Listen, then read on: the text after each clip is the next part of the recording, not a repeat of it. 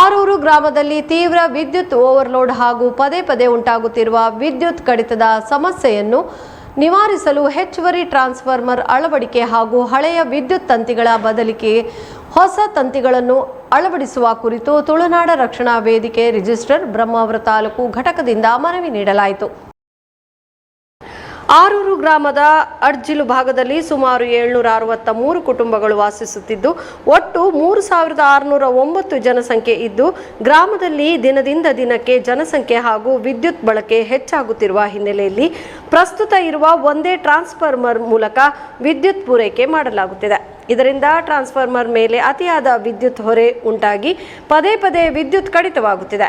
ಈ ನಿರಂತರ ವಿದ್ಯುತ್ ವ್ಯತ್ಯಯದಿಂದ ಗ್ರಾಮದ ಬಹುತೇಕ ಭಾಗಗಳು ಕತ್ತಲೆಯಲ್ಲಿ ಮುಳುಗುವಂತಾಗಿದ್ದು, ಮನೆಗಳಲ್ಲಿ ಬಳಕೆಯಾಗುವ ವಿದ್ಯುತ್ ಹಾಗೂ ಎಲೆಕ್ಟ್ರಾನಿಕ್ ಉಪಕರಣಗಳು ವಿದ್ಯುತ್ ಏರಿಳಿತದಿಂದ ಹಾನಿಗೊಳಗಾಗುತ್ತಿವೆ. ಆದ್ದರಿಂದ ಈ ವಿಷಯವನ್ನು ಅತ್ಯಂತ ಗಂಭೀರವಾಗಿ ಪರಿಗಣಿಸಿ ಆರೂರು ಗ್ರಾಮದ ಅಡ್ಜಿಲು ಭಾಗಕ್ಕೆ ತುರ್ತಾಗಿ ಒಂದು ಹೆಚ್ಚುವರಿ ಟ್ರಾನ್ಸ್ಫಾರ್ಮರ್ ಘಟಕವನ್ನು ಮಂಜೂರು ಮಾಡಿ ಅಳವಡಿಸುವುದರೊಂದಿಗೆ ಹಳೆಯ ವಿದ್ಯುತ್ ತಂತಿಗಳನ್ನು ತೆರವುಗೊಳಿಸಿ ಹೊಸ ವಿದ್ಯುತ್ ತಂತಿಗಳನ್ನು ಅಳವಡಿಸಲು ಅಗತ್ಯ ಕ್ರಮ ಕೈಗೊಳ್ಳಬೇಕೆಂದು ವಿನಂತಿಸಲಾಯಿತು. ಬ್ರಹ್ಮಾವರ ಮೆಸ್ಕಾಂನ ಕಾರ್ಯ ಮತ್ತು ಪಾಲನಾ ಉಪವಿಭಾಗದ ಸಹಾಯಕ ಕಾರ್ಯನಿರ್ವಾಹಕ ಇಂಜಿನಿಯರ್ ಸತೀಶ್ ಎಚ್ ಮನವಿ ನೀಡಲಾಯಿತು. ಈ ಸಂದರ್ಭದಲ್ಲಿ ತುಳುನಾಡ ರಕ್ಷಣಾ ವೇದಿಕೆ ರಿಜಿಸ್ಟ್ರಾರ್ ಉಡುಪಿ, ಜಿಲ್ಲಾಧ್ಯಕ್ಷರಾಗಿರುವ ಫ್ರಾಂಕಿ ಡಿಸೋಜಾ, ಜಿಲ್ಲಾ ಪ್ರಧಾನ ಕಾರ್ಯದರ್ಶಿಗಳಾಗಿರುವ ಸುರೇಂದ್ರ ಪೂಜಾರಿ, ಜಿಲ್ಲಾ ಕಾರ್ಮಿಕ ಘಟಕದ ಅಧ್ಯಕ್ಷರಾಗಿರುವ ಜಯ ಪೂಜಾರಿ, ಜಿಲ್ಲಾ ಮುಖಂಡರಾಗಿರುವ ಮನೋಜ್ ಮಾಯಾಡಿ, ಜಿಲ್ಲಾ ಸಂಘದ ಜೊತೆ ಕಾರ್ಯದರ್ಶಿಗಳಾಗಿರುವ ಕೃಷ್ಣ ಪೂಜಾರಿ ಮಾರಪಳ್ಳಿ, ಬೈರಂಪಳ್ಳಿ ತಾಲೂಕು ಘಟಕದ ಅಧ್ಯಕ್ಷರಾಗಿರುವ ಕೃಷ್ಣಾನಂದ ನಾಯಕ್, ಬ್ರಹ್ಮಾವರ ತಾಲೂಕು ಘಟಕದ ಅಧ್ಯಕ್ಷರಾಗಿರುವ ಶ್ರೀ ಶರತ್ ರಾಜ್ ಆರೂರು, ಉಪಾಧ್ಯಕ್ಷರಾಗಿರುವ ನಿತಿನ್ ಶೆಟ್ಟಿ ಪೇತ್ರಿ, ಸಂಘಟನಾ ಕಾರ್ಯದರ್ಶಿ ವಿಜಯ್ ನಾಯ್ಕ್, ಸದಸ್ಯರಾಗಿರುವ ಗೋಪಾಲ್ ನಾಯ್ಕ್, ರವಿ ಆರೂರು, ರಮೇಶ್, ಮಿಥುನ್ ನಾಯ್ಕ್ ಉಪಸ್ಥಿತರಿದ್ದರು.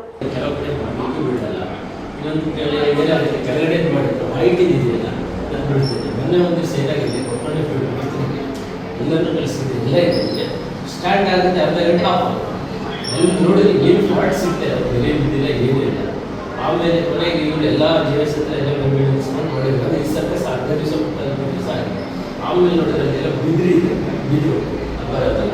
ಗಾಳಿ ಬಂದಾಗ ಹೊಡಿ ಇರ್ತದೆ. ಎಲ್ಟಿವಿ ಇದೆಯಲ್ಲ, ಎಲ್ಟಿವಿ ಏನಾರು ಏನಾಗಲ್ಲ, ಟ್ರಿಪ್ ಆಗಲ್ಲ. ಎಲ್ಟಿವಿ ಹುಚ್ಚೂರಾಗಿ ಟ್ರಿಪ್ ಆಯಿತು, ಗಾಳಿ ಬಂದಾಗ ವಾಪಸ್ ಇವ್ರು ಟ್ರಿಪ್ ಆಗಿದೆ ಅಂದರೆ ಸ್ಟೇಷನಲ್ಲೇ ಇರ್ತಾರೆ.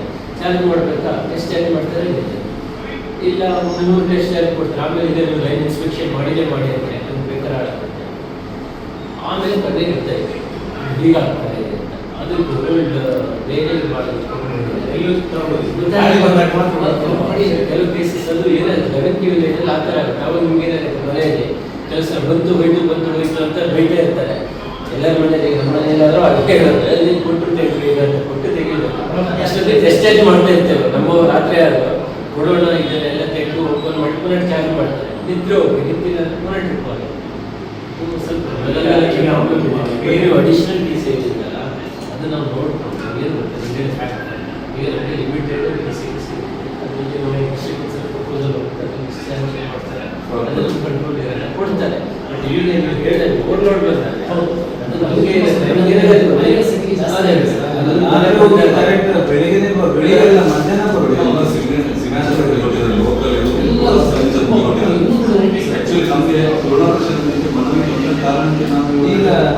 ಒಂದು ಅದರ ಮುಖ್ಯವಾಗಿ ನಮಗೆ ಒತ್ತಡ ಇದೆ ಪುನರ್ರಕ್ಷಣೆ ಈ ತರ ಈಗ ಎಲ್ಲ ಕಡೆ ಎಲ್ಲ ಚೇಂಜ್ ಆಗ್ತಾ ಇದೆ. ಆರೋಗ್ಯ ಗ್ರಾಮದಲ್ಲಿ ಇಂಥ ಪ್ಲೇಸಲ್ಲಿ ಕೆಲವೆಲ್ಲ ಪಿಸಿ ಎಲ್ಲ ಬೇಟ್ರಿ ಇಲ್ಲ. ಲಾಸ್ಟ್ ಟೈಮ್ ಬೇಟ್ರಿ ಸೆಕ್ಷನಲ್ಲಿ ಲಾಸ್ಟ್ ಟೈಮ್ ನಮಗೆ ಒಂದು 6 ರೀಕಂಡಕ್ಟರ್ ಕೊಟ್ಟಿದ್ದೀವಿ ಸಬ್ ಡಿವಿಷನ್ಗೆ. ಅದರಲ್ಲಿ 4 ಆಗಿರೋದು ಬೇಟ್ರಿ ಸೆಕ್ಷನ್ಗೆ ಕೊಟ್ಟಿರೋದು. ಅಲ್ಲಿ ಅದರಲ್ಲಿ ಯಾವುದು ಸೆಲೆಕ್ಟ್ ಮಾಡ್ತಾರೆ ಅಂದರೆ ತುಂಬ ತೀರಾ ಪ್ಯಾಕೇಜಿಂಗ್ ಯಾವ್ದು ಇರುತ್ತೆ. ಈಗ ಸುಮಾರು ವೈಟ್ ಟಿ ಸಿ ನಿಮಗೆ ಗಮನಕ್ಕೆ ತರಬೇಕು. ನಾವು ವೈಟ್ ಟಿ ಸಿಯಲ್ಲಿ ಎಷ್ಟು ನಾನು ನೋಡಿದಾಗೆ ಯಾರು ಕೂಡ ಅದು ವೈರ್ ಚೇಂಜ್ ಮಾಡಿ ನಾನು ಇದು ಒಂದು ಆ ಪ್ರಕ್ರಿಯೆ ನಡಿಬೇಕು. ನಿಮ್ಗೆ ಗೊತ್ತಿದೆ ಅದ್ರ ವಿಷಯದಲ್ಲಿ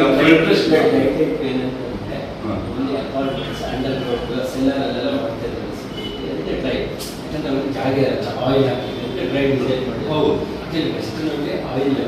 ಆಯಿಲ್ ಟಿ ಸಿ ನಿಮಗೆ ಇರುವಂಥದ್ದು ವೈಟ್ ಟಿ ಸಿ ಎಷ್ಟೋ ಟಿ ಸಿ ಇದೆ. ಅದೊಂದು ಆಯಿಲ್ ಅಂತ ಎಲ್ಲದಿರೋದು ಆಯಿಲ್. ಹೌದು, ಅದು ಚೇಂಜ್ ಮಾಡ್ಬೇಕು ಅಂತ ಹೇಳೋದು ಸರ್. ಇಷ್ಟು ಗಂಟೆ ಇದೆ ಅಂತ ಇದೆ, ಎಷ್ಟು ಅವರ್ಸ್ ರನ್ ಆಗಿದೆ ಅಂತ ಇದೆ. ಅಷ್ಟು ಅವರ್ಸ್ ರನ್ ನಂತರ ಮಾಡಲೇಬೇಕು, ಕಂಪಲ್ಸರಿ ಮಾಡಬೇಕು. ಇದ್ರ ಬಗ್ಗೆ ಕೂಡ ನಾವು ಇದು ನಿಮ್ಗೆ ಇವತ್ತು ನಾನು ಇದ್ರ ಬಗ್ಗೆ ಬರೀಲಿಲ್ಲ, ಬಟ್ ಅದ್ರ ಬಗ್ಗೆ ಮೇಲ್ವಿಚಾರಕ್ಕೆ ನಾವು ಬರೀತೇವೆ. ವೈರ್ ಚೇಂಜ್ ಮಾಡಬೇಕಂತ ಎಲ್ಲ ಟಿಸಿಯಲ್ಲಿ ನಮ್ಮ ಉಡುಪಿ ಇದರಲ್ಲಿ ಆಗಲಿ ಮತ್ತು ಎಲ್ಲಿ ಬೇಕಾದ್ರೆ ಆಗಲಿ ನಾವು ಬರೀತೇವೆ. ಮೇಲ್ವಿಚಾರಕ್ಕೆ ನಾವು ಮೇಲ್ವಿಚಾರ ಮಾಡಲೇಬೇಕಾದ್ರು, ಯಾಕಂದ್ರೆ